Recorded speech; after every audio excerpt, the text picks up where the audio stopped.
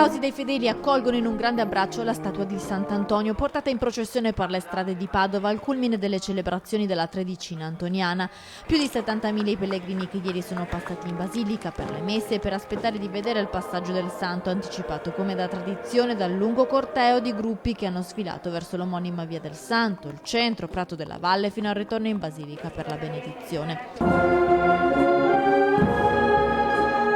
Quest'anno per la prima volta era presente il vescovo di Padova. Non accadeva dal 1929 che il capo della diocesi prendesse parte alla processione, insieme a lui anche il delegato pontificio. Il cielo grazie ai pellegrini a cui concede qualche ora senza pioggia. La basilica è rimasta presidiata dalle forze dell'ordine.